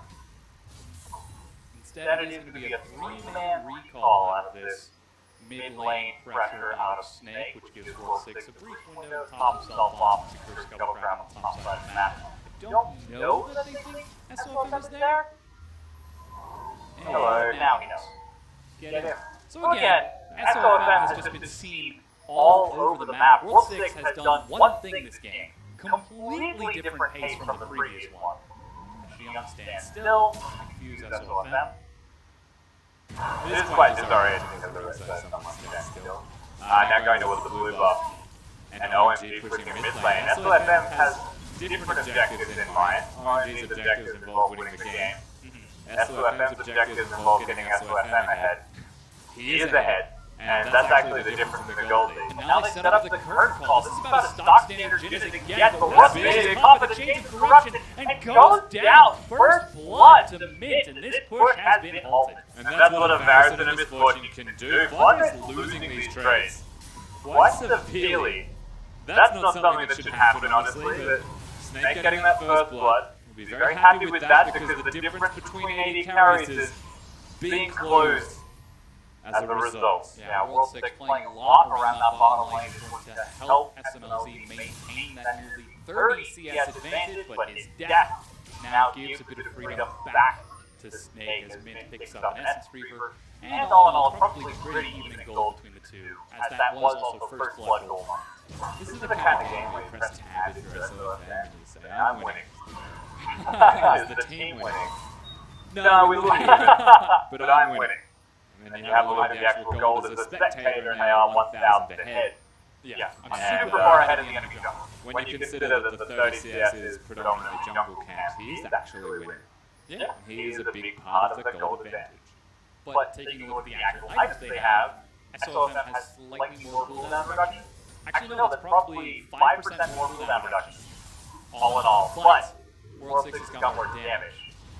As Tank just harasses Icon. SOFM is down here for the belt finish. Icon gets baited in and immediately backs it up. Once again, just a prank, sorry. This is why Echo is a good pick. Yeah. But By getting rid of that ultimate again, we can see Tank now in a 1-3-1 will be pretty happy actually. Whereas when that isn't available. Yeah, they saw Tank and SOFM at the bottom. SMLZ is looking for the big hits on the turret, drops the Yomos to get away from Moa. So SOFM flanks, he's got the tunnel ready, and continues to steal World 6's jump. He's got those raptors. He's 2 levels ahead, so he's actually quite large on his rec side. But you still feel like that one kick is all that matters at the end of the day. And we've seen World 6 get kicked twice in the previous game. So he's nice and warmed up. He's ready to make statements. He just needs to make the kick, and in this game he's not looking for those at all. They're looking for turrets. Xiong is actually a point of power still. Even though there's a CS advantage for Flying, there's still CS advantages everywhere except bottom lane for Snake. And they're just sitting here having a laning phase. No fun time adventure. But OMG are the ones trying their best to push the tempo and make things happen for structures. And with this next Drake coming up, I wouldn't be surprised if it's OMG again who started off.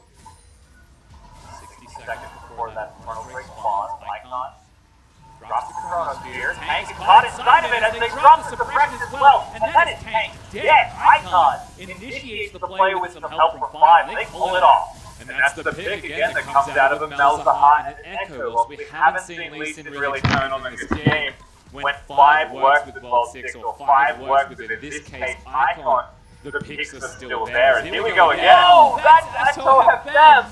Guys, I'm not winning jungle anymore. And see how easy it is, Dom, to lose it all. All of this farm, you make a single mistake. Unfortunately for them, they're not going for Drake. It's up in 10. They go for Harold, the Herald. They may go straight to it afterwards. We'll see. But again, good kick. World 6, I said to take 1. That's 1. Yeah, they're even going to give Icon the Rip Herald buff to encourage his split pushing. If he finds Tank, might be able to duel him this time. They probably should go for the Dragonflight this time around. Flando's been walking down. And they've taken so long doing the Herald, the Rek'Sai can come back into the ultimate if he chooses to scream loudly as tunnel below them. Try to get to the middle very quickly as World 6 they go to Smite, and that is now the second Dragon for OMG. They took 4 in the previous game, now 2 in this one. It really is irking me watching Snake play right now. Defaulting to no just doesn't always do it.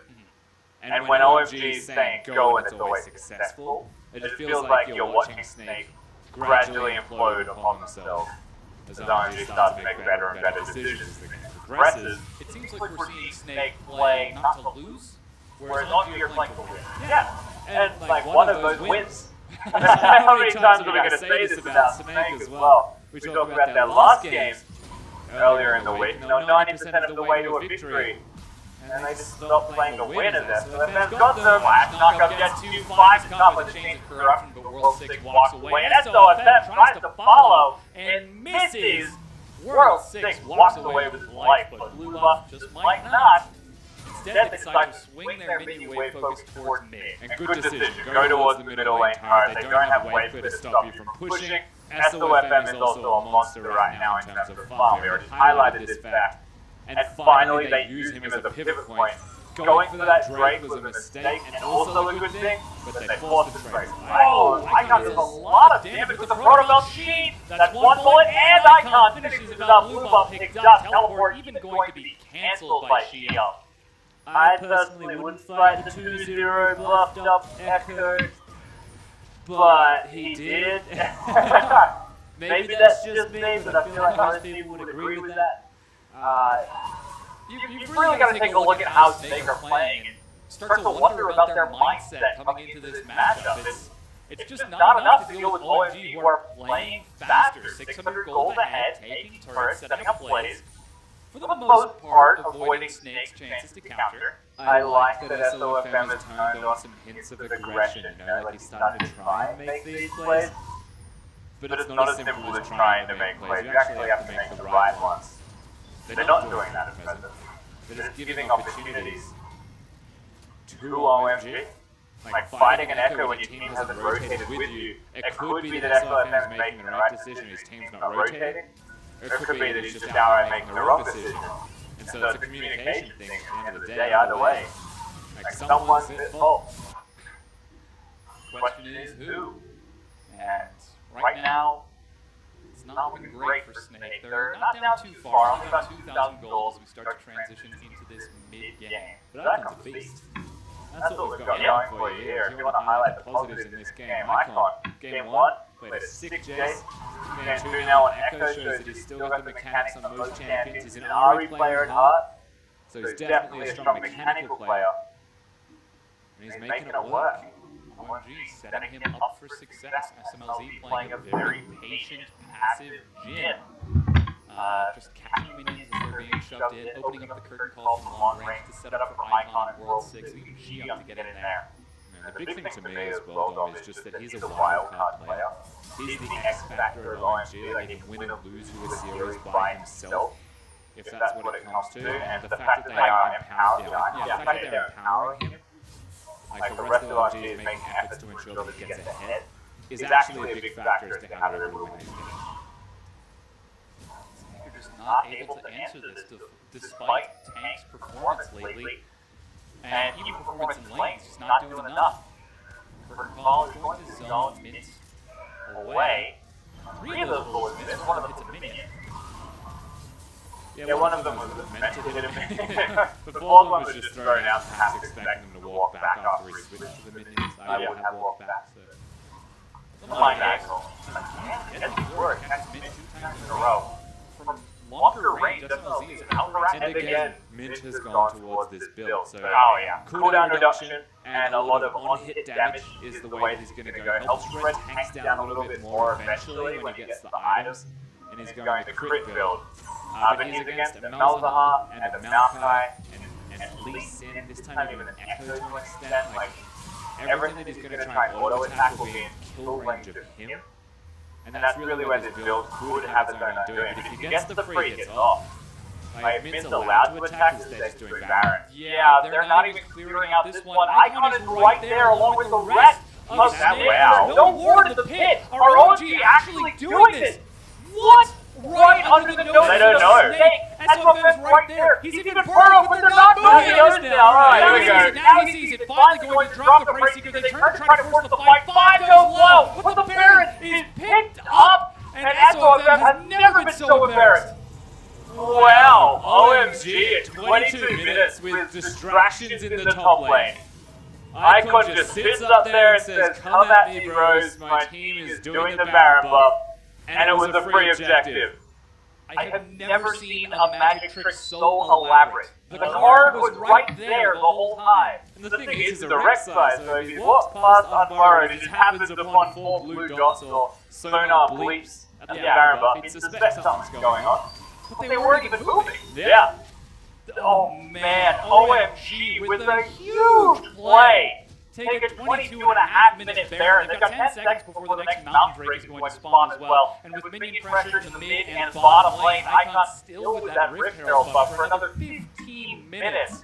And you gotta, and the Baron buff, you gotta imagine that's where it's not long for this world.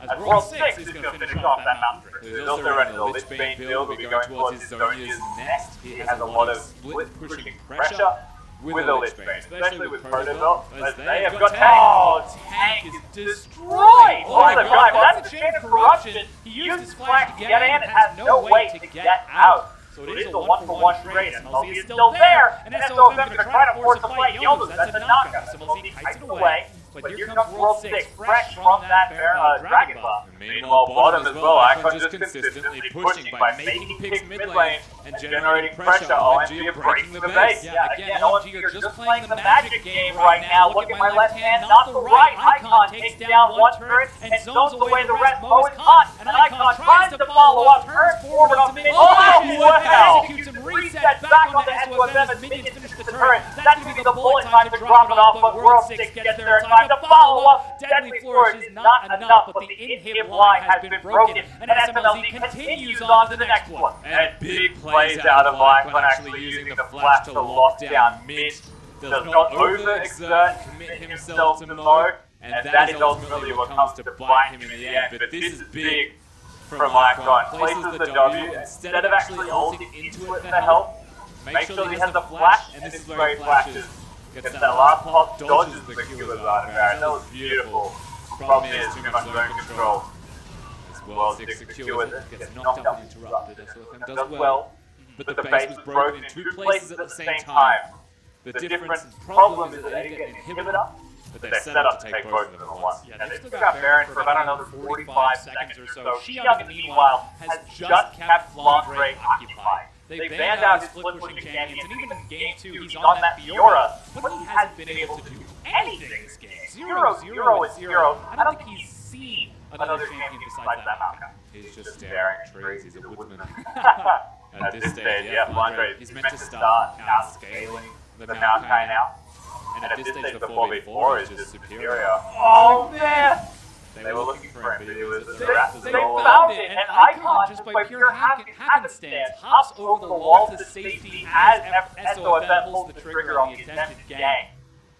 He wanted the Raptors. He got the Raptors, and everything works out as it should for OMG. Yes. But by sitting in that bush, Snake already showing signs that they're looking for picks, and usually when they're looking for picks that desperately, and they are desperate. Yeah, absolutely. Now setting up for that inhibitor once again. SMLZ going to start pushing this minion wave forward as Icon's in the bottom lane. yeah, bottom lane minions are actually already a massive wave, so someone firstly has to deal with him, but he can 1v1 anybody now with his zone is completed. Syndra cannot kill him, cannot hope to kill him, just pressure the minion waves as the rest of OMG will go mid. And then they've got the teleport from Xiang. He does need to exist in this game. At this point, if he wants to break the base, the teleport will be essential to helping them tank it out as Flandre doesn't actually need to be top lane. He can pivot and wait for them. Yeah, he's trying to cover mid right now. Doesn't look like he knows where he's going, running in between that mid and top inhib. We're finally heading over to try dealing with Icon, who's on top of the board right now, slowly bringing these minions in, but SOFM heights them to the side to keep them off the inhibitor. 4 members of Snake are trying to deal with Icon instead of SMLZ and 5. Yeah. They are so afraid of this Echo. Icon can kill anybody. The fact that SOFM's dealing with him, he's the tank of the team right now. This is all it takes. Yeah, they open up the curtain calls, the Deadly Flourish harass, catches mid, SOFM eats 2 of the bullets at least. 3 of the bullets, and 2 inhibs. Both of the inhibs go down. Stock standard Jin setup. And the 2 inhibs have been dropped. OMG break the base and take the inhibs. Clean inhibitors taken. Xiang doesn't even teleport, he just waltzes in. And all it takes is the Jin ultimate, a bit of poke and a bit of pressure, and they lock it down. So now they've got complete control of Summoner's Rift with a minute 40 until Baron. They've got 2 Mountain Drakes to ensure that Baron is taken quickly. All it took was a 22-minute Baron sneak, and OMG have just blown this wide open. To be fair, that was amazing. And Snake, how could they have known? It was right there. Whoa! Red Bull actually picked up Black Shock. They're going to try to force the fight here, but OMG still got their cool down there. Going to catch SOFM along with Mo. Icon now teleports to join into the fight zone along with Xiang. Icon at the back keeps them occupied while World 6 does some damage. Kites back out as SMLZ gets a big crit. But here comes Icon racing back in. That's the flourish onto Mo. He is burning down from the Deathfire touch. And Sapling is not enough. Icon follows it up to lock down the kill. Even the full power unleashed onto SMLZ is not enough.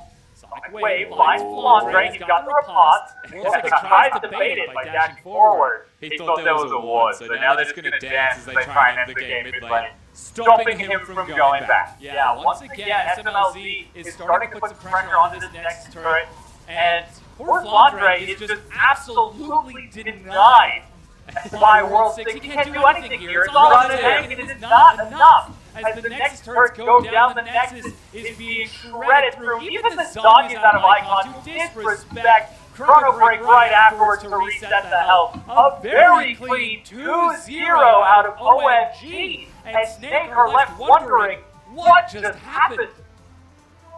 Something I didn't expect to say at the start of the day, Dom, is that OMG are going to cleanly 2-0 Snake. The team that is renowned for their macro, their slow, patient play. Yeah, not pay. Easy for you to say. And their ability to win on someone is ripped by not just fighting you, by making you fight minions or dealing with their rotations.